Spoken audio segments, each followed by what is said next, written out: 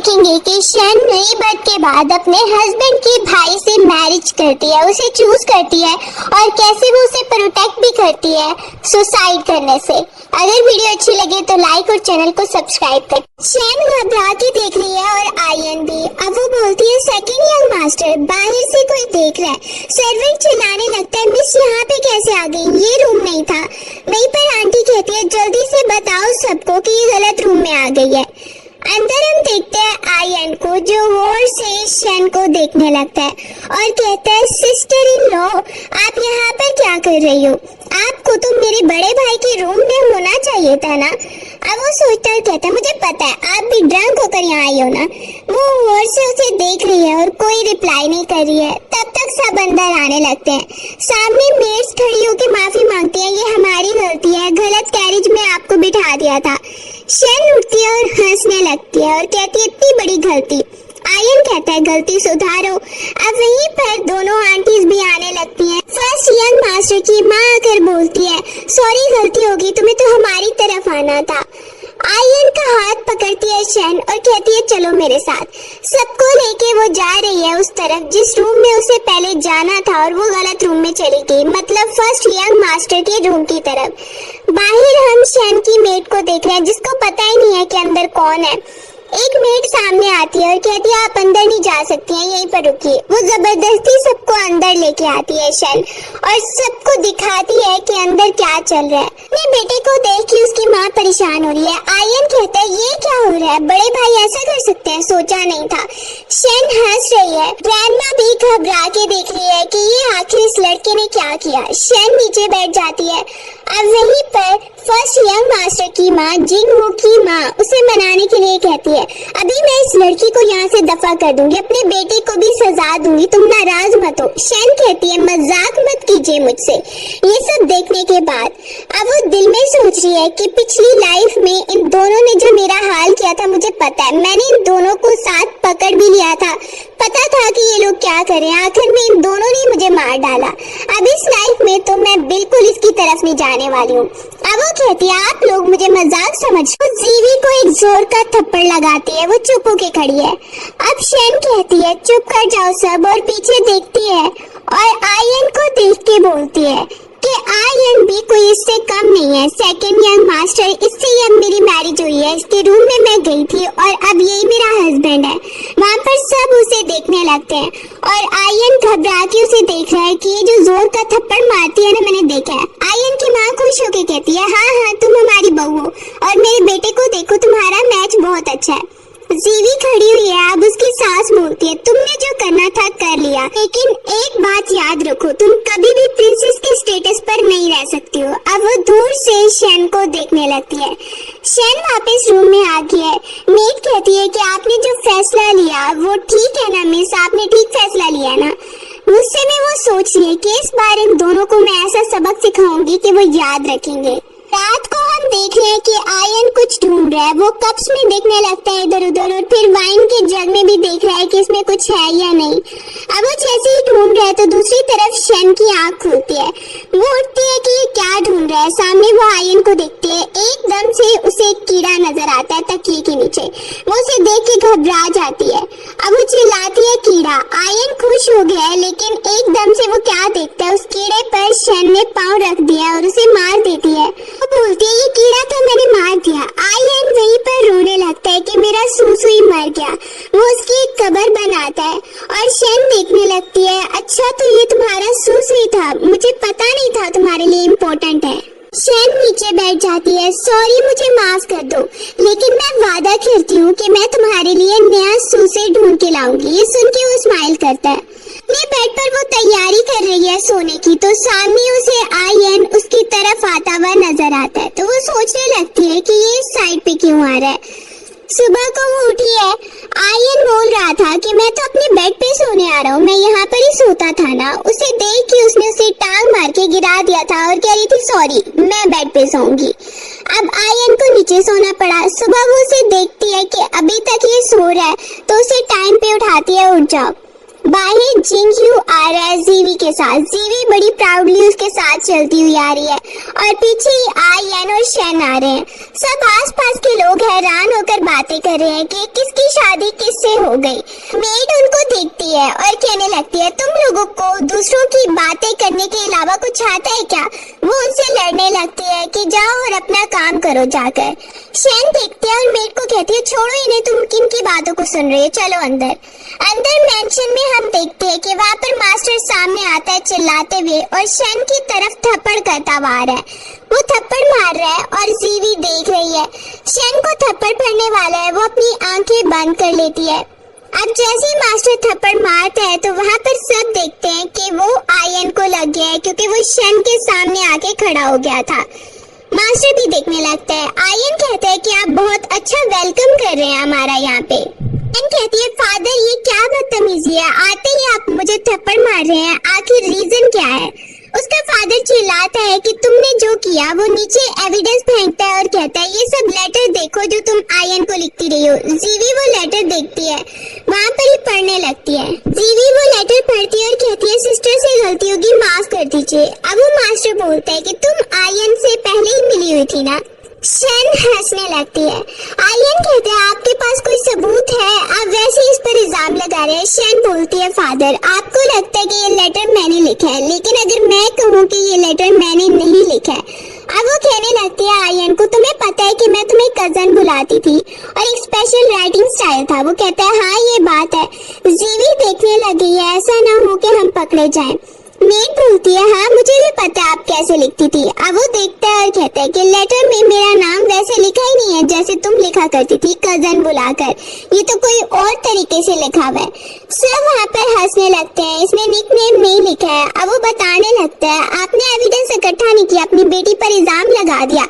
Master sorry बोलने लगता है। वहीं पर आंटी एक और मेड को पकड़ के लाती है और कहती है, ये मेड यही बता रही थी मिस को, मुझे पता है कि यही नकली लेटर लेकर आई थी। तो मेड कहती है कि जीवी की माँ ने ये सब करवाया है। अब वो रोने लगती है, अपने हस्बैंड को कहती है, नहीं ये सब गलत कह रही है। अब वहीं पर उसका हस्बैंड उसे गुस्से से देख रहा है। जीवी नीचे बैठ के कहती है, मेरी माँ पर इल्जाम लग रहा है फादर, और रोने लगती है। शन कहती है, मुझ पर जब इल्जाम लगा तब आप लोग सच समझ रहे थे, अभी जब हम सच बता रहे हैं तो आप लोग इल्जाम लगा रहे हो, इल्जाम समझ रहे हो इसको। वो बताती है कि वो लेटर मैंने ही लिखा था, मुझे पता था ये मेड कुछ करने वाली है और मैंने वो लेटर डाल दिया था, और इस मेड ने वही किया जो आंटी ने इसे करने को बोला है। वो मेड बताती है जीवी की माँ ने ये करवाया है। अब वो कहती है, फादर आपको इसे सजा देनी पड़ेगी, अपनी वाइफ को भी। साथ में एक हेयर पिन निकलती है। आंटी बताती है कि इस मेड के पास से ये हेयर पिन निकली है और ये जीवी की माँ की है। अब वो देखने लगती है। मास्टर चिल्लाने लगता है और कहने लगता है, ले जाओ इस मेड को। उसे बहुत गुस्सा आता है। उस मेड को वहाँ से ले जाया जाता है। उसकी वाइफ बैठ के रो रही है और कहती है, मुझे माफ कर दो, मुझे माफ कर दो। उसका हस्बैंड चिल्लाता है। आयन कहने लगता है, अब आपको पता चला कैसे आप इल्जाम दूसरों पर लगा रहे थे, आपकी वाइफ ने सब कुछ किया। वो चिल्लाता है। अब जीवी अंदर आ रही है अपनी माँ के साथ। उसकी माँ कहती है, पता नहीं था इस लड़की के बारे में कि ये इतनी चालाक निकलेगी, उल्टा उसने मुझे ही फंसा दिया है। वहीं पर जीवी अपनी माँ को देखती है तो टी डाल के देने लगती है। उसकी बातें सुन रही है। उसकी माँ कहती है, कोई बात नहीं, इस बार तो उसने मुझे फंसा दिया है, मैंने उसे अंडर एस्टिमेट कर लिया था, लेकिन अगली बार मैं ऐसी चाल चलूंगी जिसमें वो लड़की फंसी जाएगी। तुम देखना कि मैं उसके साथ क्या करती हूँ। आयन बैठकर ऐसे ही ड्राइंग बना रहा है। वो कुछ अच्छे से पढ़ नहीं रहा है, बस ऐसे ही बोर हो रहा है बैठ के। शन का नाम सुनता है तो बुक पकड़ लेता है। शन स्माइल करते हुए उसे देखती आ रही है। अब वो वहीं पर उसे देखता है तो स्माइल करने लगता है, लेकिन सामने बहुत सारी बुक्स उसके सामने आ रही हैं। वो बुक्स को देखता है तो चुप हो जाता है और उसे याद आता है कि शन ने उसे कहा था कि तुम्हें अच्छे से पढ़ना होगा। बोला, पढ़ाई में तो बिल्कुल अच्छा नहीं हूँ। शन ने उसे समझाया था कि मुझे पूरा यकीन है कि तुम अच्छे से पढ़ोगे और तुम्हें ये करना ही होगा ताकि तुम्हारी इज्जत लोग करें। अब वो स्माइल कर रहा है, दिल में सोच रहा है कि ये पढ़ाई की बुक्स कुछ ज्यादा ही नहीं होगी। शन गौर से देखती है, तुमने बुक तो उल्टी पकड़ी है, देखो उल्टी बुक तुम पढ़ रहे हो।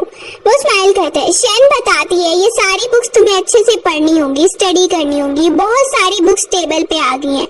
अब वो बोलता है कि ये तो कुछ ज्यादा ही नहीं हो रहा है, मुझे तो लगता है कि ये तो बुक बुक्स बहुत ही ज्यादा हैं पढ़ने के लिए। वो कहती है मैं भी तुम्हारे साथ पढ़ूंगी। अब वो कंफ्यूज हो गया है। शेन बताती है देखो मैं भी तुम्हारे साथ बैठूंगी। वो वहां पर अपनी चीजें लेकर आती है, कढ़ाई का सामान और साथ में फ्रूट्स। अब वो जैसे ही देखता है और कहता है कि ये बराबर कैसे हुआ, मेरे पास इतनी बुक्स हैं और तुम यहाँ पर बैठकर एंजॉय करोगी बस। शेन बोलने लगती है हाँ मैं यहाँ पे काम करूंगी और साथ में फ्रूट्स भी खाऊंगी, तुम्हारे लिए भी हैं। वो नीचे लेट जाता है और कहते हैं ये तो फेयर नहीं है, तुमने कहा था मेरे साथ बैठ के पढ़ोगी और ये तो इतनी बुक्स मेरे लिए हैं, तुम बस फ्रूट्स खाओगी यहाँ पे बैठ के। वो वहाँ पर ही उसे गुस्से से थोड़ा देखती है। अब वो वहाँ पर मूड बना लेता है। शेन उसे कहती है अब उठो और पढ़ो, स्माइल करके उसे देख रही है। वो कहता है अच्छा ठीक है पढ़ता हूँ। मूड के गुस्से से बैठ जाता है। उसे देख के शेन बोलने लगती है कि जरा भी चीटिंग नहीं चलेगी, अच्छे से तुम्हें स्टडी करना है। वो बुक्स को खोलता है और वहाँ पर पढ़ने की कोशिश करने लगता है। इधर पढ़ने के बाद वो सो गया था, उसकी आंख खुली है तो शाम हो चुकी है। वो बाहर देखता है कि शेन क्या कर रही है। शेन वहाँ पर सुई पकड़ने गई हुई है। वो देखता है तो काफी ज्यादा हैप्पी हो जाता है कि इसने जो वादा किया था ये पूरा कर रही है। वो आकर बैठ जाती है टेबल पे और सामने वो सुई को देखकर स्माइल करने लगता है। अब शेन उसकी तरफ देखती है कि अब जरूर इसका पढ़ाई में दिल लगेगा, मुझे उम्मीद है कि अच्छे से पढ़ेगा। वो उसे देखती है कि ये पढ़ना स्टार्ट कर रहा है। दिन को भी पढ़ता है और सो जाता है तो वो आकर उसे उठाने की कोशिश करती है। बुक उसके मुंह पे पड़ी है। एकदम से वो उठता है और शेन सामने है। वो कहने लगती है तुम काफी देर से पढ़ रहे हो, चलो थोड़ी देर बाहर चलते हैं, मैं तुम्हें एक इंटरेस्टिंग जगह पे लेकर चलती हूँ।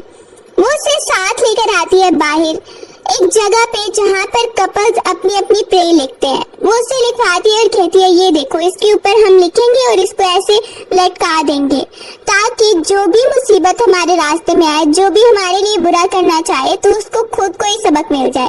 वो वहाँ पर ही विशेष लिखवा कर लटका देती है, अपने लिए प्रे करती है। टेंपल पे अंदर जाकर भी वो स्पेशली प्रे कर रही है कि मेरे लिए जो बुरा करे मैं उसे जरूर जवाब देना चाहूंगी और मुझे बदला लेने में हेल्प। अगर हम देखते हैं ये आवाजें सुनाई दे रही हैं। वहीं पर एक मिस बैठी है जो सुन रही है कि ये लड़की मार्क्विस मैंशन से बदला लेना चाहती है। वो अपनी सर्वेंट को भेजती है कि उसको अंदर बुलाओ। अंदर वो उसे देखती है और कहने लगती है तुम हो जो मार्क्विस मैंशन से बदला लेने की बातें कर रही थी। अब वो देखती है और कहने लगती है कि हाँ जानबूझ के उसने ऐसे किया था ताकि वो इस मिस से मिले। वो मिस कहने लगती है तो तुम हो जिसने मुझे अट्रैक्ट किया है। वो कहती है मुझे पता है, मैंने ये प्रे इसीलिए की ताकि आप सुने और मुझे यहाँ पर बुलाए। उसे पता है कि आगे आयन के साथ बहुत बुरा होने वाला है, इल्जाम उस पर लगेगा और वो सुसाइड कर लेगा, इसीलिए वो इस मिस की हेल्प चाहती है। उससे रिक्वेस्ट करती है कि आगे जाकर वो उसकी हेल्प करे। वो मिस उसे जाने का बोलती है। टेंपल के बाहर वो निकलती है और दूसरी तरफ आयन को देखते हैं जो ढूंढ रहा है लेकिन उसे शन नहीं मिली। वो इधर उधर पूछने लगता है मॉन्क से कि कहाँ गई शन। नीचे उसे हेयर पिन गिरी मिलती है और वो घबराता है और पूछता है कि मेरी वाइफ यहाँ पर आई थी। अब वो पीछा करते जा रहा है कि उसके पीछे कोई किलर्स लगे हुए हैं जो कि जीवी की माँ ने भिजवाए हैं। आयन वहाँ पर बचाने आता है। वो कहती है केयरफुल। आयन उसे उठाता है कि उसकी कमर में चोट लगी है, उठाने लगता है। वहाँ पर जो भी किलर्स हैं उनको भगाता है। इसके बाद शन को उठाता है और वहाँ से ले जा रहा है। आयन बोलता है मुझे लगता है कि तुम्हें चोट लगी है। अब वो देखती है उसे और कहती है नहीं मैं ठीक हूँ। लेकिन आयन उसे उठाकर वहाँ से लेके जाता है। वापस आके वो उसकी कमर पे मेडिसिन लगा रहा है, वहाँ पर ही उसे चोट लगी थी। सोचने लगती है शन और कहती है मुझे एक बात समझ नहीं आई। वो पूछती है आयन मुझे कौन मारना चाहता होगा। वो भी बोलने लगता है कि मुझे भी समझ नहीं आ रहा कौन है ऐसा जो मारना चाहता है। तब तक जीवी एंटर होती है। अब वो उसे देख के कहता है लगता है कि तुम यहाँ पर तमाशा देखने आई हो। वो अपने भाई को देखता है तो वो आकर बोल रहा है कि अपनी सिस्टर इन लॉ से तुम कैसे बात कर रहे हो, मेरी वाइफ है ये। वो बोलने लगता है अगर आपको याद हो आपकी माँ ने कहा था कि ये कभी भी आपकी प्रिंसेस नहीं बन सकती है, ऐसे सिस्टर इन लॉ क्यों बोलो। वही पर शन उसकी बातें सुन रही है कि कैसे वो जवाब दे रहा है। जीवी को बहुत बुरा लग रहा है। अपनी माँ से वो कहने लगती है ये लड़की मेरी हर वक्त बेइज्जती करती है माँ। अब वो दोनों न्यू प्लानिंग करने लगती हैं। एक प्लान तो उनका फेल हो गया उसको जान से मारने का, तो वो न्यू प्लानिंग बैठ के करने लगती हैं। सर्वेंट्स को देखते हैं जो कि खड़े हैं आयन के पास। आयन स्टडी कर रहा है और उनको खड़ा किया हुआ है। वो बोले लगता है कि मुझे एक एक्सपेरिमेंट करना है, मुझे यहाँ पर ना आइस बनानी है। वो सारी चीजें मंगवा लेता है और सोच रहा है कि ये एक्सपेरिमेंट हो पाएगा या नहीं। वो वहाँ पर सबको यकीन दिलाता है, जैसे जैसे सर्वेंट को बोला है वो कर रहे हैं। और फिर वो बैठकर देख रहे हैं कि बहुत इंटरेस्टिंग होगा कि कैसे आइस बनती है, हम अपने आंखों के सामने देखेंगे। वहीं पर उनको शैन बोलते, चलो चलो आप सब लोग अपना काम करो। उसे पता है कि आयन काफी नर्वस हो रहा है। वो खुद भी उठ के वहाँ से बाहर चली जाती है। देख रही है कि आयन इधर उधर घूम रहा है और प्रे कर रहा है कि उसका एक्सपेरिमेंट काम कर जाए। वो स्माइल करते हुए बाहर आ गई है। फिर देखती है थोड़ी देर बाद आयन आता है और बर्फ लेकर आता है, चाहे जैसी भी उसने बनाई है, लेकिन वो देख के खुश होने लगती है। रात को पढ़ते हुए उसने अपने बालों को बांध के रखा है, जिससे उसे पेन होने लगता है। उसने बांध के रखे हैं, जब भी वो सोने लगेगा तो उठ जाएगा। शैन आके कहती है ये क्या है, तो आयन बोलने लगता है मैं पढ़ते पढ़ते सो जाता हूँ, इसीलिए मैंने ये बनाया ताकि मुझे नींद ना आए। वो उसे कहती है इतना भी मत करो। वो बालों से वही रस्सी उतार लेती है और कहती है बस हो गई पढ़ाई, अब थोड़ी देर हम बाहर चलते हैं। वो वहीं से उसको लेकर जा रही है, साथ में वो खुद भी भाग रही है और आयन को भी साथ लेकर चली जाती है। शैन आयन को अपने साथ भगाकर लेकर जाती है कि थोड़ी देर बाहर घूमने चलते हैं। आयन भी हैप्पी हो जाता है, वो उसका हाथ पकड़ती है, खुद भी भागती जा रही है और पीछे आयन भी भागता हुआ आता है। जैसे ही वो उसे बाहर लेकर आई है, बताते हैं कि यहाँ पर एक शो होने वाला है। सब आसपास के लोग बात करने लगते हैं कि एक स्पेशल डांसर है जिसकी परफॉर्मेंस होने वाली है। सब लोग वहाँ पर इकट्ठे हो गए शो को देखने के लिए। आयन और शैन भी खड़े हुए हैं। शैन सोच रही है आखिर कौन सी ऐसी डांसर आने वाली है। जैसे ही परफॉर्मेंस होने लगती है तो सब लोग धक्का देने लगते हैं, क्योंकि वो डांसर आ रही है तो सब लोग आगे आना चाहते हैं। वहीं पर हम देखते हैं परफॉर्मेंस स्टार्ट होती है तो ड्रम भी बजाया जाता है। सब लोग परफॉर्मेंस देखने के लिए इकट्ठे हो गए। इसके बाद हम देखते हैं एक जगह पे कुछ लोग परेशान होके खड़े हुए हैं और शैन को आयन नहीं मिल रहा है। वो इधर उधर घबरा के सोचने लगती है कि आयन कहाँ पे गया होगा। मेड भी ढूंढने लगती है और वो खुद भी। वहाँ पर उसे बहुत सारे लोग एक जगह पर इकट्ठे नजर आते हैं। वो परेशान हो रहे हैं और सामने वो क्या देखते हैं कि आयन बैठा हुआ है और उसके सामने एकन क्या देखते हैं कि आयन के सामने उस डांसर की लाश पड़ी हुई है। सब समझ रहे हैं कि इसी ने उसे मारा है। वो जेल में चला गया है। अब वो उससे मिलने आती है और कहती है मुझे तुम पर पूरा भरोसा है कि तुम किसी को मार नहीं सकते हो। आयन खुश हो जाता है और कहता है सच में तुम ये मानती हो। वहीं पर शैन कहती है लेकिन याद करने की कोशिश करो कि तुम्हारे साथ क्या हुआ था उस भीड़ में, याद करो। आयन याद करने लगता है। अब वो कहता है मुझे थोड़ा बहुत याद है, अच्छे से सारा कुछ याद नहीं है। जब भीड़ में मैं था तो एक लड़की आई, उसने मेरे फेस पे कुछ फेंका था। मैं खड़ा हुआ था और एकदम से पीछे से वो आई थी। मैं बेहोश हो गया था। उसके बाद फेस पर उसने कोई रुमाल फेंका था। उसके बाद मुझे पता नहीं मैं कहाँ जा रहा हूँ कहाँ नहीं। अब वो कहता है ऐसा लगा कि मैं किसी के कंट्रोल में आ गया हूँ। शैन कहने लगती है तुम बिल्कुल टेंशन मत लो, मैं सारे सुराग ढूंढकर तुम्हें यहाँ से निकलवा कर रहूंगी। मुझे पता है कि तुम किसी को जान से नहीं मार सकते हो। आयन शैन का भरोसा देख के काफी इम्प्रेस है और साथ में परेशान भी है। शैन एक पाउच लेकर आई है और सारे सबूत भी लेकर आई है। हाइनस को दिखाने लगती है और बताती है कि वो डांसर जिसने मेकअप किया था उस मेकअप में पहले ही पॉइजन मिला हुआ था, जिस वजह से उसकी डेथ हुई है। आइनस कहती है तो और क्या सबूत है तुम्हारे पास। वो वहाँ पर सारे सबूत लाती है और दिखाने लगती है कि एक तो पॉइजन था मेकअप के अंदर। दूसरी बात जो मुझे पता चली है कि उसने ये मेकअप यूज किया, उसके बाद उसने एक हेयर पिन लगाई थी और ये हेयर पिन लगाते वक्त वो काफी इमोशनल थी। मुझे पता चला आसपास के लोग बता रहे थे कि ये स्पेशल गिफ्ट था उसके अपने ही किसी दोस्त की तरफ से। मुझे तो लगता है कि वो किसी को लाइक जरूर करती थी, उसने ये हेयर पिन उसी के नाम पर लगाई थी। अब हाइनस कहने लगती ठीक है तुमने ये सब कुछ सबूत दे दिया, इससे ये तो साबित होता है कि तुम्हारे हस्बैंड ने उसे नहीं मारा है, तो उसे छोड़ देते हैं।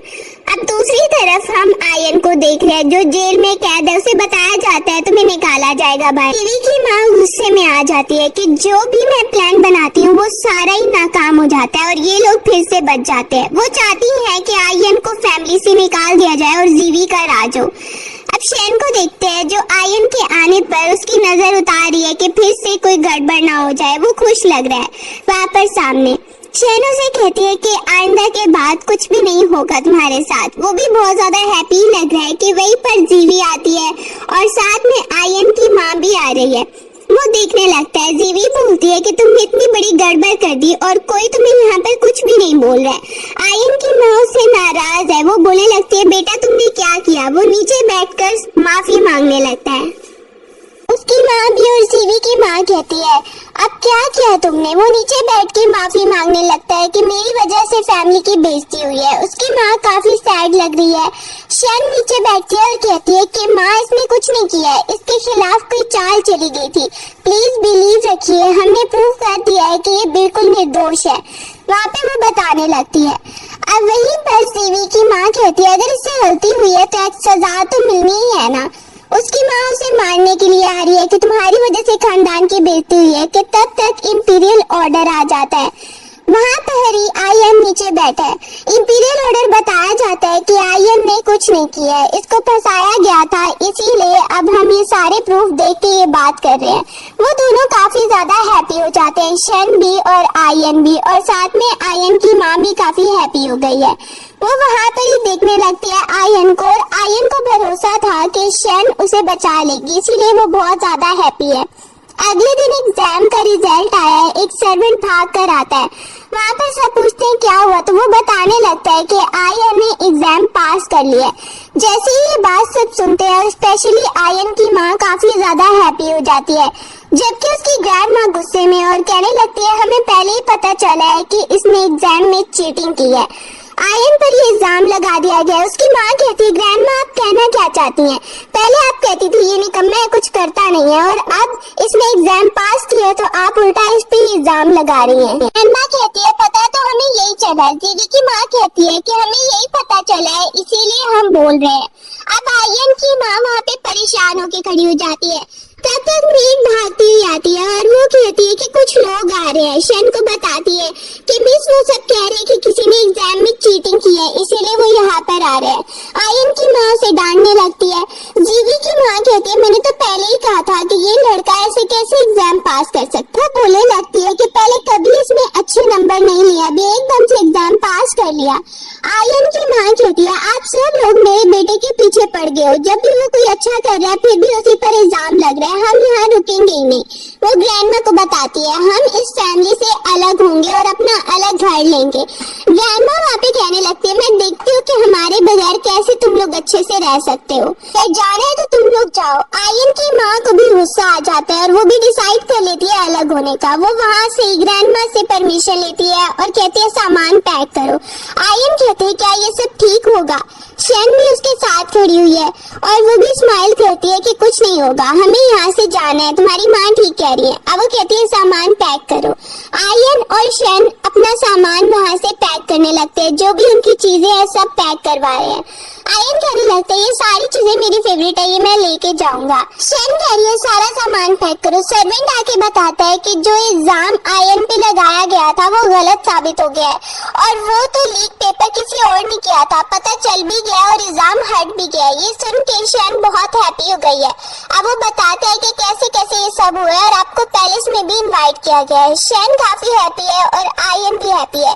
अब वो कहने लगती है ये तो अच्छा हो गया, तुम्हारे सर से इल्जाम भी उतर गया, साथ में हम ये घर भी छोड़ के जा रहे हैं। अब वो कहते हैं हाँ ये अच्छा है, यहाँ पर रहकर नई प्रॉब्लम ही होनी थी। शन भी काफी हैप्पी है और वो आयन को कहती है पैलेस में हम तैयार होकर जाएंगे। शन उसके साथ जा रही है और उसकी ड्रेस ठीक कर रही है। आयन उसे देख बताने लगती है कि पैलेस में उसका एक कजन है, उसी ने हमें बुलवाया है।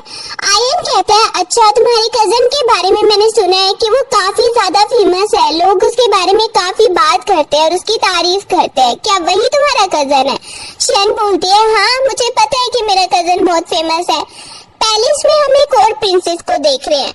सामने जैसे उसकी नजर पड़ी है आयन आ रहा है सामने चलता हुआ, वो उसको देखती है दूर से, तो वहीं पर वो उसे देखती है और फिर स्माइल करके कहने लगती है कि ये मेरी चॉइस है।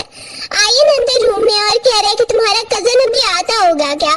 शन बोलने लगती है कि हाँ आता ही होगा। वो स्माइल करके आयन को देखने लगती है। अब जैसे उसका कजन आया है दोनों उसको हेलो बोलते हैं। आयन देखता है कि इसका कजन तो शन के साथ कुछ ज्यादा ही फ्री लग रहा है। वो वहाँ पर आकर बैठता है और बोलने लगते हैं कि मेरी तबीयत काफी खराब है पॉइजन की वजह से। उसने जैसे हाथ पकड़ा हुआ है, ये देख के आर्यन को बहुत ज्यादा जेलसी होने लगती है। अब वो बता रहे अपनी कंडीशन के बारे में कि पॉइजन का एंटीडोट मिल गया है, लेकिन उसकी वजह से मैं बहुत ज्यादा वीक हो गया हूँ। शन काफी परेशान लग रही है, उसे ब्रदर कह के बुला रही है, लेकिन आर्यन को जेलसी हो रही है। अब वो बैठ जाती है और कहने लगती है ये अच्छी बात है कि आपको एंटीडोट मिल गया है और आप अब ठीक हो जाएंगे, काफी ज्यादा वीक लग रहे हैं। वो ये सब बातें डिस्कस करने लगती है, लेकिन पूछती है किसने आपको पॉइजन दिया है। आर्यन बैठकर उनकी बातें सुन रहा है। अब शन को एहसास होता है कि ये कजन मेरा इसके सामने नहीं बता पाएगा, तो वो उसे कहने लगती है जाओ जाओ तुम बाहर जाकर मेहमानों को देखो। आर्यन को और बुरा लगता है, वो उसे कहती है जाओ ना एक बार थोड़ी देर बाहर जाओ, फिर मैं आती हूँ तुम्हारे पीछे। जिंग यून आके खड़ा है, सामने उसकी ग्रैंडमा हैप्पी हो रही है और फिर कहती है तुम्हें पता है कि आर्यन ने कुछ नहीं किया था, उस पे गलत इल्जाम था और वो घर भी छोड़ के चले गए। जिंग यून बोलने लगता है ग्रैंडमा घर छोड़ने की चॉइस उनकी खुद की थी, उन्होंने खुद कहा था, हमने उन्हें नहीं बोला था कि आप यहाँ से जाइए, तो इसीलिए अब आप परेशान मत होइए। रात को आर्यन को देखते हैं जो बिस्तर बना रहा है और उसने शन के लिए एक हेयर पिन लेके रखी है। वो आके देखती है और कहने लगती है तुमने रखी है ना। आर्यन कुछ बोल नहीं रहा है, वो उसे कहती है तो तुम खुद ही मुझे लगा दो। आर्यन आता है सामने और खुद उसके बालों में हेयर पिन लगा देता है। वो बहुत ज्यादा हैप्पी लग रही है ये गिफ्ट लेकर। जैसे ही वो हेयर पिन लग जाती है तो वो पूछने लगती है कि मुझे कैसे लग रही है, तो आर्यन कहता है बहुत ही ज्यादा ब्यूटीफुल लग रही है। ये सुन के काफी ज्यादा शन हैप्पी हो गई है। अब वो उसे कहने लगती है कि तुम अभी भी यहाँ पर सोगे या फिर नीचे ही सोगे, क्योंकि मुझे लगता है कि तुम्हारी तबीयत खराब हो जाएगी, तुम्हारे आगे बॉडी में बहुत ज्यादा पेन हो रहा है। वो सोचने लगता है। शन कहती है ठीक है तुम्हारी मर्जी है, मैं तो बोल रही हूँ तुम्हारी मर्जी है, जहाँ सोना है सो जाओ। अब वो सोने लगती है तो आर्यन भी जल्दी से वहाँ पर आकर सो जाता है और कहने लगता है कि ठीक है, लेकिन ये याद रखना कि अगर मैंने ख्वाब में खराटे लिए तो फिर मुझे मत बोलना कि अब बहुत ज्यादा शोर हो रहा है और तुम्हें नींद नहीं आ रही है। सुबह को हम शन को देखते हैं, वो आर्यन को देखती है तो जल्दी से नीचे से धक्का दे देती है, उसे नीचे गिरा कर कहती है सॉरी सॉरी। आर्यन नीचे गिर जाता है लेकिन वो माइंड नहीं करता है। वहाँ पर ही बोलने लगता है कि ये क्या है, एकदम से तुमने मुझे नीचे धक्का दे दिया। सामने ही एक सर्वेंट आता है और कहने लगता है कि सब तैयारियां हो गई हैं और सबको इनविटेशन भी भेज दिया गया है। आर्यन वहाँ पर कहने लगते चलो बाहर चलते हैं, क्योंकि उनका नया घर है तो उन्होंने सबको बुलाया है वहाँ पे, उन्हें सब तैयारियां भी करनी है।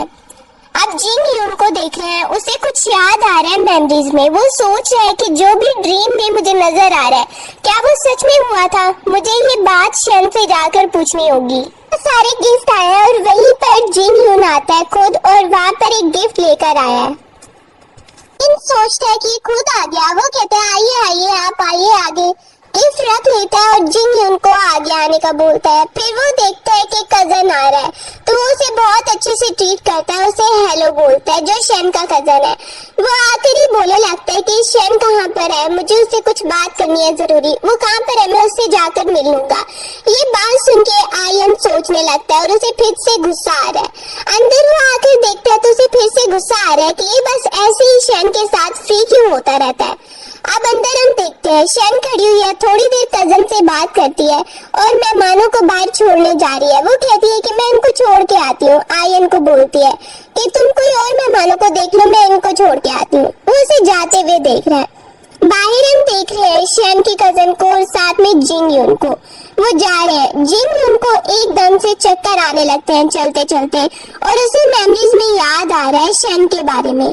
वहीं पर कहने लगता है कजन शन का कि अगर तुम्हें बहुत ज्यादा चक्कर आ रहे हैं, तुम्हारी तबीयत खराब हो रही है, तो तुम जल्दी से अपने घर वापस चले जाओ, क्या हो गया तुम्हें। वो कहते हैं नहीं मैं बिल्कुल ठीक हूँ। दूसरी तरफ शन अपनी कजन से बात करती हुई जाती है और उसे गुड बाय बोलती है। वो भी बाय बोल के चला जाता है।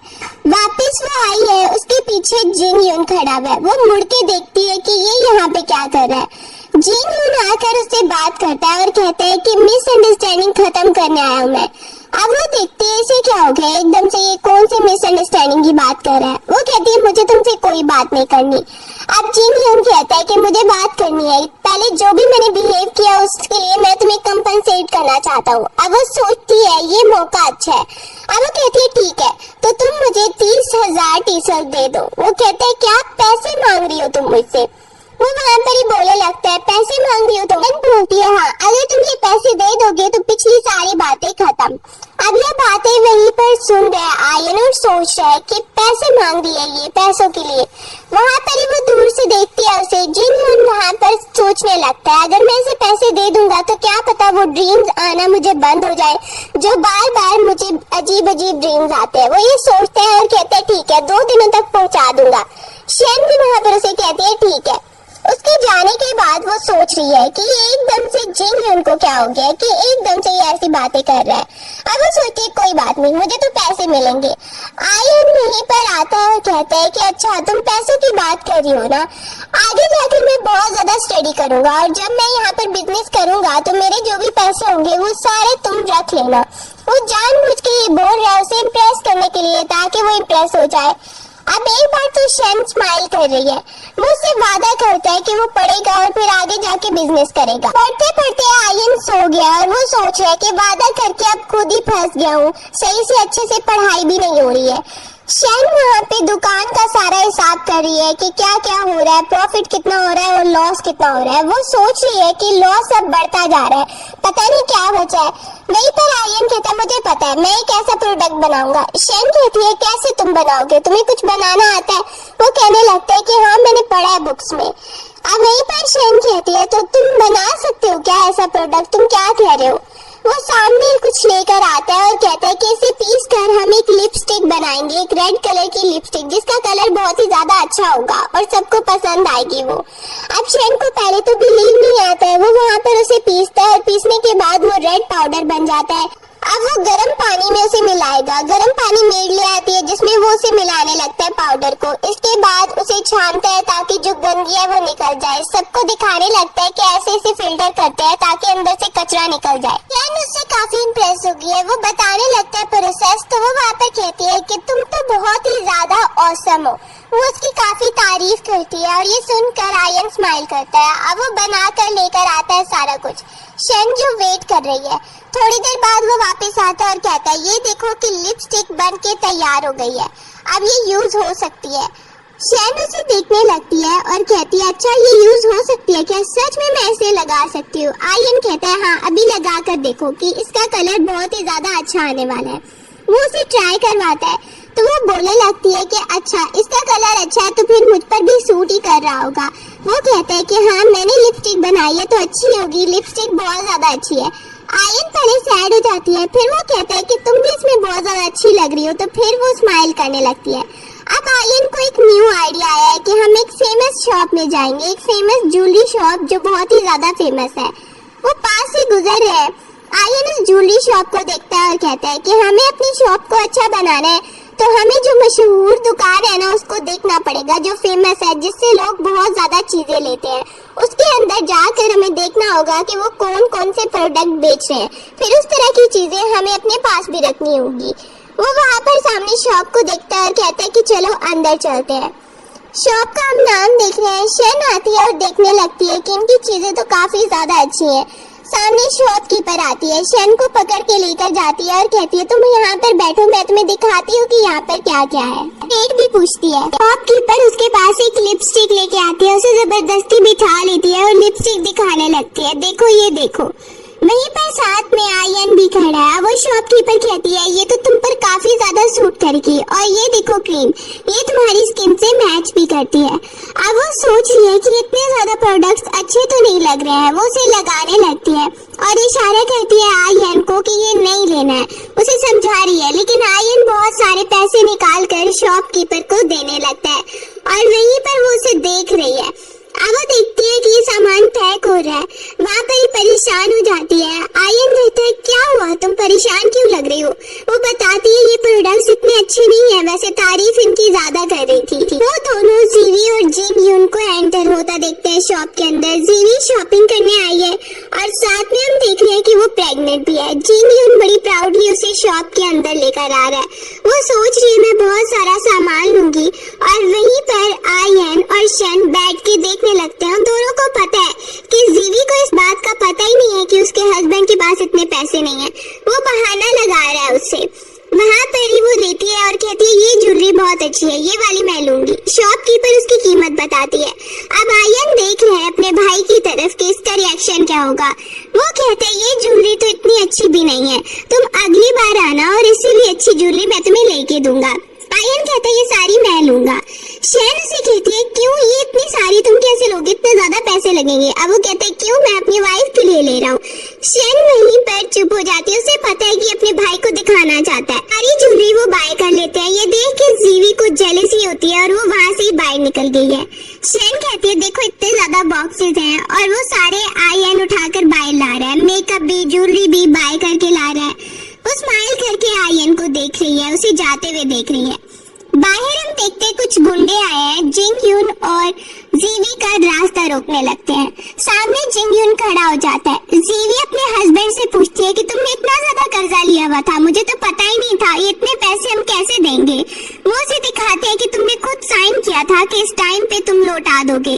जीवी को टेंशन होने लगती है। सामने वो उसे धमकी दे रहे हैं कि अब टाइम खत्म हो गया है, हमें पैसे वापस करो। जीवी को धचका लगता है और एकदम से उसकी तबीयत खराब होने लगती है। ऐसा लगता है कि उसका मिसकैरेज होने वाला है। मेड आती है और बुरी खबर आकर वो उसकी माँ को देती है, जिंग यून की माँ को। भागती हुई आती है, उसे ये सब बताती है तो जिंग यून की माँ बहुत ज्यादा परेशान हो जाती है। दूसरी तरफ आयन और शैन को देख रहे हैं। शैन उसे कहती है तुम्हें पता है यहाँ पर नीचे पानी है, उसमें हम एक बोट बनाएंगे। आयन कहता है अच्छा वहाँ पर क्या होगा। शैन उसे बताती है कि वहाँ पर जाकर ना हम अपने लिए एक एक विश मांगते हैं, चलो नीचे चलते हैं। सामने हम पानी को देख रहे हैं जिसमें वो एक फ्लावर डालते हैं, उसके ऊपर एक लाइट लगाकर उसे पानी में बहा देते हैं। इसके बाद दोनों बैठकर उसे देखते हैं। अब शैन कहती है चलो विश मांगते हैं। वो विश मांगने लग गई है और वहीं पर आयन उसे देखता है तो वो भी उसके साथ विश मांगने लग जाता है। वो विश मांग रहे हैं और शैन उसे देख के स्माइल करने लगती है। दोनों काफी ज्यादा हैप्पी लग रहे हैं। अब वो उससे पूछती है तुमने क्या मांगा। सामने फ्लावर को भी हम देख रहे हैं। विश मांगने के बाद वो खड़ी हुई है। एकदम से कुछ बच्चे आते हैं, टकराते हैं तो वो गिरने लगती है। आयन उसे पकड़ लेता है और उसे बचा लेता है। जैसे ही वो गिरने लगी थी, सामने जो बच्चा खड़ा है वो उन दोनों को बुलाने लगता है कि रास्ता छोड़िए, हमें आगे जाना है। आयन उनको देखने लगता है स्माइल करके और नीचे शैन भी बैठ जाती है। वो दोनों से पूछते हैं तुम्हारे पेरेंट्स कहाँ हैं। वो बताता है वहाँ खड़े हैं। अब शैन उनको समझाती है देखो अपने पेरेंट्स को छोड़ के इधर उधर मत घुमा करो, और पता है ना कि गुम हो जाते हैं। वो अच्छे से बच्चों को समझाने लगती है और साथ में आयन भी बैठकर स्माइल करने लगता है। उनको होश आया। मार खाने के बाद वो बेहोश हो गया था। उसकी माँ सैड हो रही है। असल में उसकी भी रीबर्थ हुई है। उसे सब कुछ याद आ गया कि क्या क्या उसने किया था शैन के साथ। उसकी माँ कहती है तुम्हें बुखार तो नहीं है। अब वो पूछने लगता है कि माँ शैन के साथ मैंने बहुत बुरा किया है, मैं उसे वापस हासिल करना चाहता हूँ, रिग्रेट कर रहा हूँ। अब वो कहाँ है। उसकी माँ कहती है तुम्हें पता नहीं है उसकी आयन से मैरिज हुई है। मेड बताती है बाहर जिंग यून आया है और शैन और आयन दोनों सुनते हैं तो एक दूसरे की तरफ देखने लगते हैं। दोनों तैयार होकर बाहर आए हैं। आयन वहाँ पर आ रहा है और शैन भी। वो सामने आता है और शैन कहने लगती है कि मुझे जाना है तो मैं चलती हूँ। वो वहाँ से चली जाती है। सामने जिंग यून कहता है शैन से बात करनी है। आयन कहता है जो बात करनी है वो मुझसे करो। वैसे भैया आपका यहाँ पर कैसे आना हुआ सुबह सुबह, आप बहुत ज्यादा परेशान भी लग रहे हैं। अगर कुछ इम्पोर्टेंट बात है तो आप मुझसे कर लीजिए, मेरी वाइफ से आपको क्या बात करनी है। फिर वो कहता है अगर आपको याद हो तो आपने खुद ही शैन को छोड़ा था उस लड़की के लिए, इतनी ज्यादा बेइज्जती उसकी कर दी थी, वो भी शादी वाले दिन। अब उसका भाई कहता है सब एक मिसअंडरस्टैंडिंग है हमारे बीच। आयन को बहुत गुस्सा आने लगता है। वो कहता है हम सॉल्व कर लेंगे। आयन कहता है कुछ सॉल्व नहीं होगा, अगर आपको याद हो तो आपने ही सब कुछ किया, उसकी इतनी बेइज्जती की, उसे निकाला। यून कहता है तुम्हें पता है कि मेरी पोजीशन तुमसे ज्यादा है और मैं उसे तुमसे ज्यादा कुछ दे सकता हूँ। आयन कहता है उसे पैसों की जरूरत नहीं है, उसे इज्जत की जरूरत है। मुझे पता है कि वो पैसों के लिए तो आपके साथ बिल्कुल नहीं जाएगी। वो वहाँ पर ही अपने भाई को कह देते हैं और जाने लगता है। जिंग यून पीछे से आवाज देता है देखना मैं उसे खुद ही मना लूंगा। आयन गुस्से में वहाँ से जा रहा है। अब वो क्या देखते हैं कि शैन आई है पीछे से। शैन आती है और वो कहने लगती है जिंग यून को कि तुम दोबारा यहाँ पर क्या बात करने आए हो, सब कुछ सॉल्व हो गया था ना, तुमने बदले में मुझे पैसे दे दिए जो भी तुमने बुरा बिहेव किया, अब और कोई बात है नहीं करने को। तो अच्छा ये होगा तुम वापस चले जाओ क्योंकि मुझे तुमसे कोई बात नहीं करनी है। जिंग यून उसे कहता है क्या पॉसिबल नहीं है कि तुम दोबारा मेरे पास आ जाओ, ये बिल्कुल भी पॉसिबल नहीं है।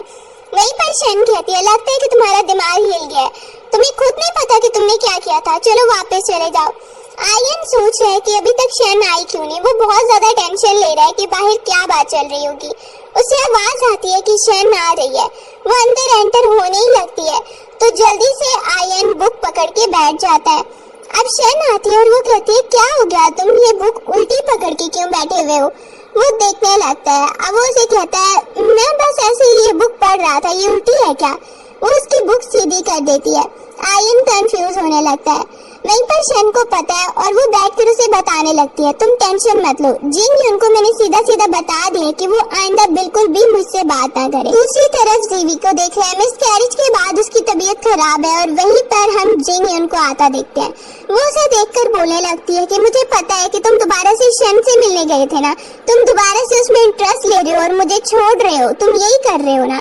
जिंगयून उसकी बात पर गौर ही नहीं करता और कहता तुम आराम करो। पीछे से उसे पता है कि जिंगयून अब उसमें इंटरेस्ट नहीं ले रहा है तो वो सैड हो रही है। आर्यन को देखते हैं, वो स्माइल करता हुआ आ रहा है और उसे पता चलता है कि वहाँ पर है ही नहीं शन। मेड आकर बताती है कि मिस की तबीयत खराब है तो वो भागता हुआ उसकी तरफ जा रहा है। उसे लगता है कि ऐसा ना हो उसकी तबीयत खराब हो, उस पर अटैक हुआ हो या कुछ हुआ हो, तो वो काफी ज्यादा घबरा कर रूम की तरफ आने लगता है। सामने हम देखते हैं शन को जो सैड होके बैठी है। वो आता है, उसे देखता है और कहने लगता है क्या हुआ तुम्हें। वो वहाँ पर ही बहुत ज्यादा सैड हो रहा है। जबकि वो उसे बताने लगती है कि मेरा पाँव मुड़ गया था और मुझे काफी ज्यादा मोच आ गई है। आर्यन काफी दुखी लग रहा है और कहता है मैं तो घबरा ही गया था। वहीं पर उसे शन देख रही है कि इसे क्या हो गया, ये इतना ज्यादा सैड क्यों लग रहा है। उसे कहती है मैं ठीक हूँ। डॉक्टर आकर आर्यन की माँ को चेक कर रहा है क्योंकि उसकी तबीयत थोड़ी बहुत खराब लग रही थी। वहीं पर आर्यन भी खड़ा है। वो बताने लगती है डॉक्टर को कि मुझे तो ऐसी कोई भी बीमारी नहीं है। डॉक्टर कहता है कि आपको जरूर कोई पॉइजन दिया गया था। वहीं पर बैठ जाता है आर्यन और कहता है मैंने आपसे एक बात छुपाई थी माँ। बचपन में आंटी ने मुझे धमकी दी थी कि उन्होंने आपको पॉइजन दे दिया है, वो एंटीडोट नहीं देंगे जब तक मैं उनकी बात नहीं मानूंगा।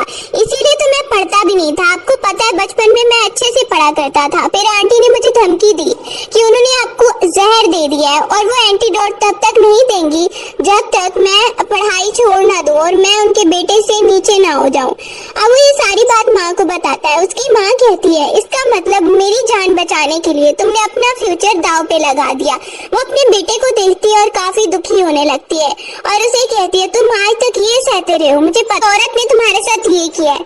साथ में ही वो देखता है अपनी माँ को और फिर उसे याद आता है कि शन भी अकेली है। शन की तरफ आता है। शन उसे बताने लगती है कि पाँव में मोच आई थी लेकिन मेडिसिन लगाने के बाद काफी ज्यादा ठीक हो रही है। तुम इतना क्यों सैड हो रहे हो और क्या हुआ, आंटी तो ठीक है ना, तुम ज्यादा टेंशन मत लो। रात को बैठ के वो स्टडी कर रही है और जो भी शॉप है उनकी उसके बारे में कैलकुलेशन कर रही है। काफी ज्यादा थकी हुई लग रही है।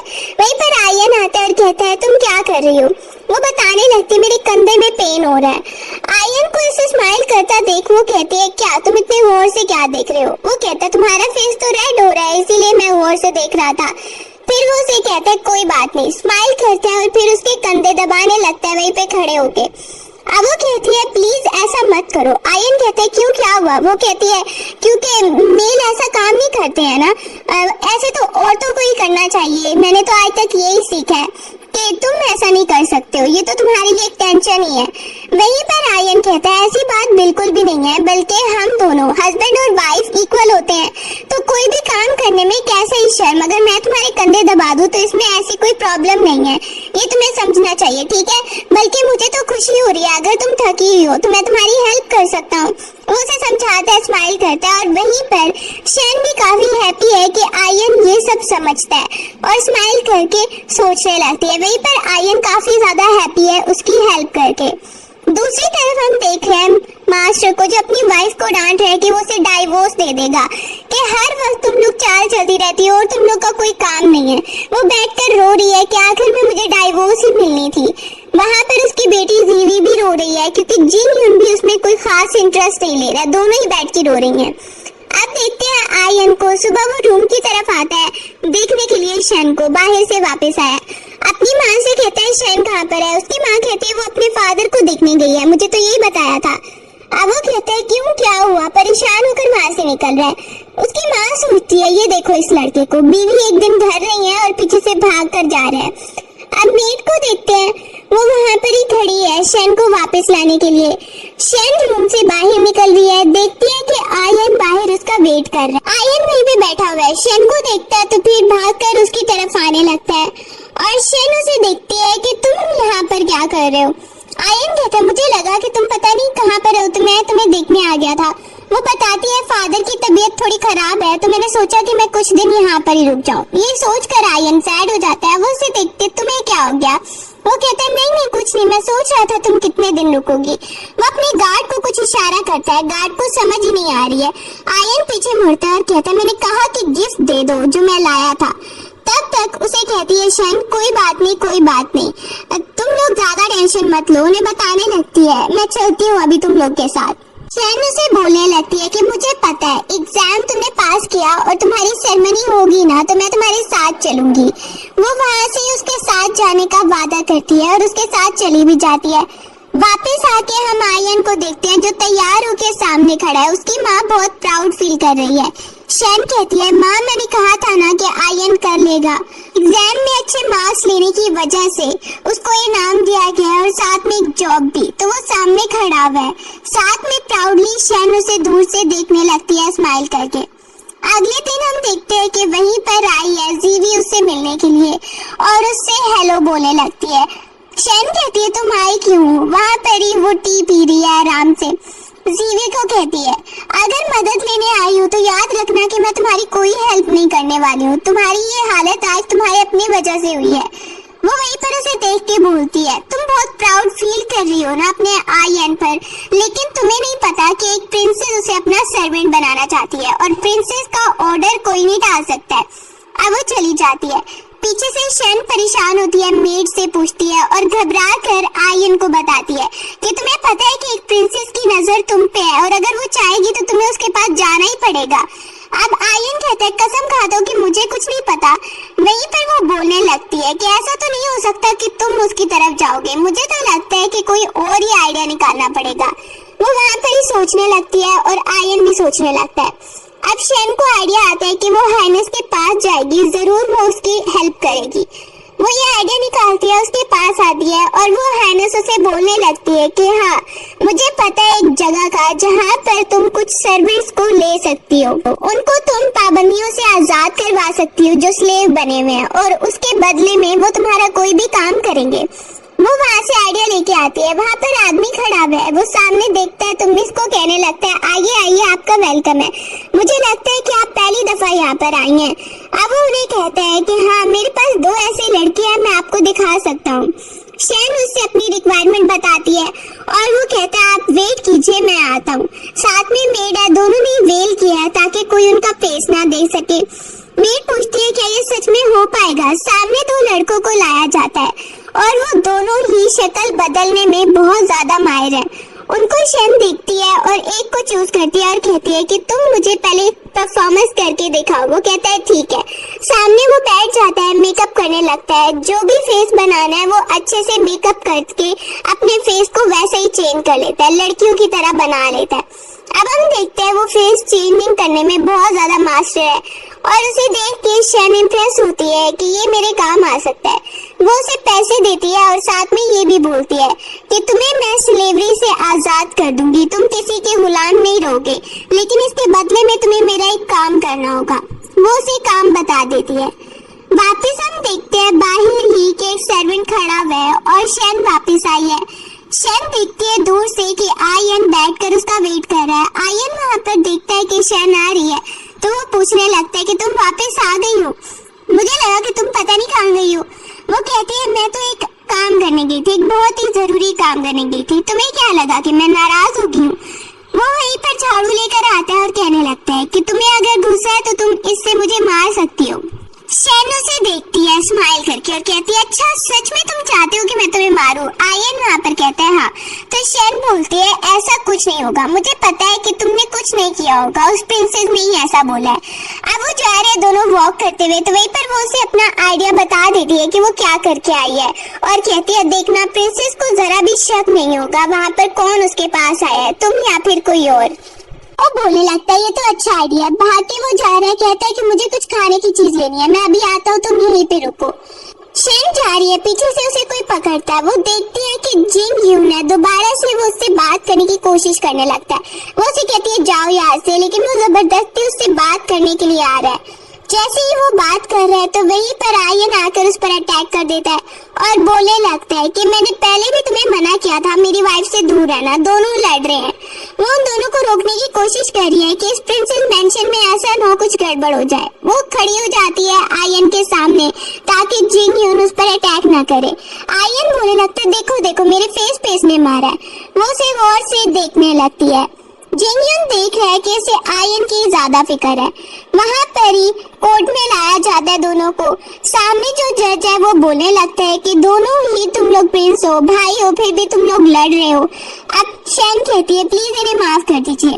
वहीं पर वो कहता है दो स्टिक्स तो खानी ही पड़ेंगी, इतना तो चलता ही है ना। अब वो कहने लगता है जिंग यून मुझे तो कोई डर नहीं है, लेकिन इसका पता नहीं है ये डरेगा स्टिक्स खाने से। वो दोनों ही मुकाबले में स्टिक्स खाने के लिए तैयार हो गया। जज भी बैठ के देख रहा है। शैन वहाँ पर आयन को कहती है पागलपन मत करो। आयन वहाँ पर कहता है मैं नहीं डर रहा हूँ। और जिंग यून कहता है देखते हैं कि कौन ज्यादा स्टिक्स खा सकता है। वहीं पर दोनों को स्टिक्स मारी जा रही है, पहले आस्ते थे फिर जोर से मारी जा रही है। जिंग यून भी बर्दाश्त कर रहा है और आयन भी, दोनों ने मार खा ली है। अब वो चलते हुए आ रहा है और शैन उसको सहारा दे रही है। आयन बोलने लगता है वैसे स्टिक्स खा ली मैंने, लेकिन काफी दर्द हो रहा है। जिंग यून साइड पे अकेले जा रहा है, कोई उसे सहारा देने के लिए नहीं है। आयन दूर से उसे चिढ़ा रहा है। जिंग यून को भी आइडिया हो गया है कि ये इसके साथ ही रहेगी, कभी भी मेरी तरफ नहीं आएगी। वापस आकर उसे शैन बोलती है देखो कितनी ज्यादा चोट लग गई है अब तुम्हें। वो उसे मेडिसिन लगा रही है। आयन को अभी भी गुस्सा है और वो कहता है कि इस लड़के का कुछ नहीं हो सकता है। शैन कहती है वैसे इतनी ज्यादा मार खाने की क्या जरूरत थी। आयन कहता है मुझे जिंग यून पर बहुत गुस्सा आ रहा है, मैं उसे और मारूंगा। उसे देख के शैन कहती है आगे तुमने इतनी मार खा ली है, अब दोबारा से तुम उसे मारोगे, फिर कुछ हो गया तो। अब वो वहाँ पर ही उसे गुस्सा होती है। तो आयन कहता है मुझे नहीं बात करनी, तुम जाओ। वो कहती है तुम मुझसे नाराज हो रहे हो। वो बोलने लगता है मुझे अकेले रहना है, तुम जाओ यहाँ से। वो बाहर चली गई है। अब थोड़ी देर बाद वो अंदर अपने रूम में जा रहा है। वहाँ पर ही बंद होकर लॉक हो गया, बाहर नहीं आ रहा। शैन आती है अंदर जाने के लिए तो सर्वेंट बताता है कि आयन ने कहा है मुझे अकेला छोड़ दिया जाए, कोई भी अंदर ना आए। ये सुन के शैन को गुस्सा आ जाता है कि अच्छा वो अंदर रहना चाहता है तो ठीक है, उसकी मर्जी है तो रहे, मैं भी उसे पूछने नहीं आ रही हूँ। सर्वेंट बाहर ही खड़ा हुआ है और आयन अभी तक रूम में है। वो उसे आवाज देता है और बताता है मिस आई थी। वो बाहर निकलता है और देखता है कि वो चली गई है। ठीक है कोई बात नहीं, मैं भी अंदर ही हूँ। वो भी अंदर रूम में बंद हो जाता है। दूसरी तरफ हम देख रहे हैं रात हो गई है और रात को शैन को बहुत नींद आई है बुक पढ़ते हुए। अभी तक वो जाग रही है और कह रही है कि मैं भी उसके पास नहीं जा रही हूँ। मेड कहती है अभी तक वो अंदर ही है। वो कहती है मुझे क्या, उसे अपनी चिंता नहीं हो रही, मुझसे वो ऐसे ही गुस्सा हो रहा है, मैं भी नहीं जा रही हूँ। मेड स्माइल कर रही है, उसे पता है कि मिस शैन को काफी ज्यादा टेंशन हो रही है। सर्वेंट आके बताता है कि आयन तो बहुत ही ज्यादा ड्रिंक कर रहा है, मुझे तो लगता है कि वो एक्स्ट्रा ही ड्रिंक कर लेगा। मेड कहती है तो आप जाकर उसे समझाइए। सर्वेंट मिस शैन को लेने आया है कि प्लीज आप चलिए। वो पहले तो मना कर देती है कि वो खुद ही मुझसे नाराज हुआ था ना, उसे अपनी बॉडी की टेंशन नहीं है तो मैं जाकर क्या करूं, पता नहीं मेरी बात मानेगा या नहीं। लेकिन थोड़ी देर बाद टेंशन में वो खुद ही भागती हुई जा रही है ताकि उसे देखे। आयन काफी ज्यादा ड्रिंक कर रहा है और वहाँ पर ड्रिंक करता ही जा रहा है। तो शैन आती है भागते हुए उसे रोकने के लिए कि तुम क्या कर रहे हो। कहती है कर क्या रहे हो तुम। वो बोलते है क्या कर रहे हो, कुछ नहीं बस ड्रिंक ही कर रहा हूँ क्योंकि मुझे बहुत गुस्सा आ रहा है। शैन उसे समझाती है कि तुम क्यों ड्रिंक कर रहे हो, और वैसे भी मैंने तुम्हें बताया ना कि वो जो भी कहता रहे मैं वहाँ पर उसके पास नहीं जाने वाली हूँ। वो खड़ा हो जाता है। शैन उसे समझाती है कि ऐसा कुछ नहीं होने वाला है, तुम टेंशन मत लो।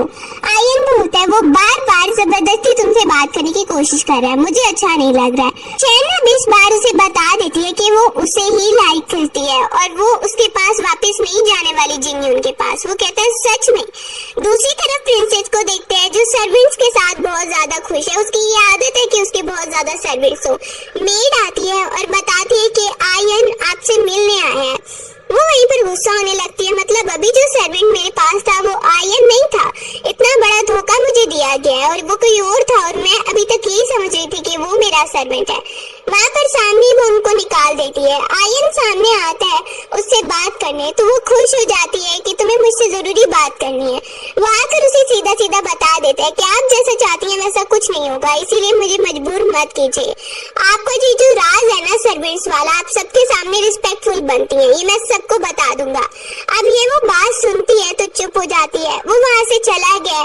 प्रिंसेस देख रही है उसे जाते हुए और सोचती है, लगता है कि इस लड़के पर मुझे गिव अप कर देना चाहिए, छोड़ो इसको सर्वेंट नहीं बनाती हूँ।